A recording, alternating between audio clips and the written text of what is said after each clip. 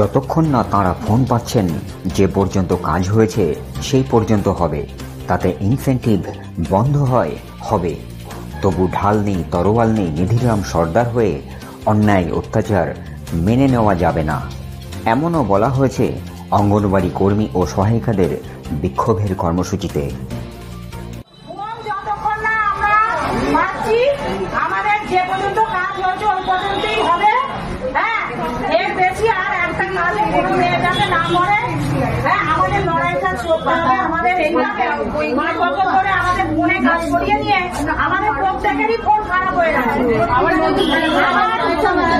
আমি 9,000 টাকা মাইনে একটা অনারিয়াম কর্মী, আমার 15,000 টাকা ফোন আবার আমার সম্পত্তি নেই। অতএব আমাদের যদি মনে করে এই কাজের দরুন ইনসেন্টিভ বন্ধ হবে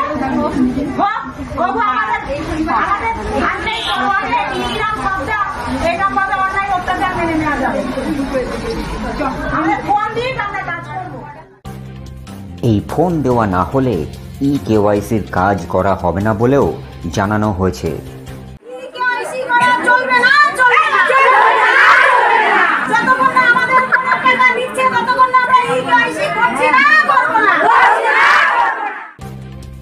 তবে শুধুমাত্র ফোন নয়, আইসিডিএস এর পুষ্টি খাতে বরাদ্দ বৃদ্ধি, অঙ্গনওয়াড়ি কর্মী ও সহায়িকাদের সরকারি স্থায়ী কর্মীর স্বীকৃতি, ন্যূনতম বেতন বা মজুরি সহ অন্য বিভিন্ন দাবি আদায়ের লক্ষ্য নিয়ে আন্দোলন জারি রাখা হয়েছে পশ্চিমবঙ্গের এই অঙ্গনওয়াড়ি কর্মী ও সহায়িকাদের সংগঠন West Bengal anganwadi workers and helpers ইউনিয়নের তরফে।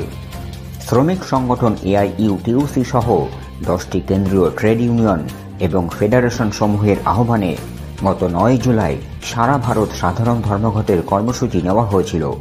আশা, মিড ডে মিল, পৌর স্বাস্থ্যকর্মী, স্কিম ওয়ার্কারদের পাশাপাশি এই রাজ্যের এই অঙ্গনওয়াড়ি কর্মী ও সহায়িকারাও তাঁদের দাবি আদায়ের লক্ষ্য নিয়ে দেশব্যাপী এই ধর্মঘটে সামিল হয়েছেন।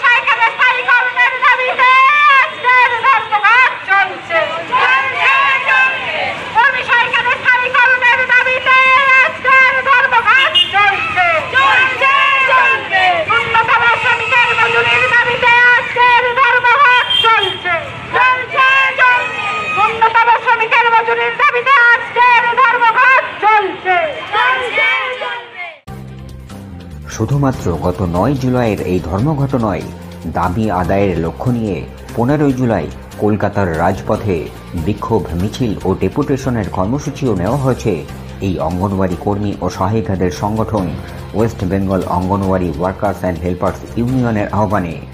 এই দিন কলকাতার রাজপথ এই অঙ্গনওয়াড়ি কর্মী ও সহায়িকারা ভরিয়ে দেবেন বলেও জানানো হয়েছে।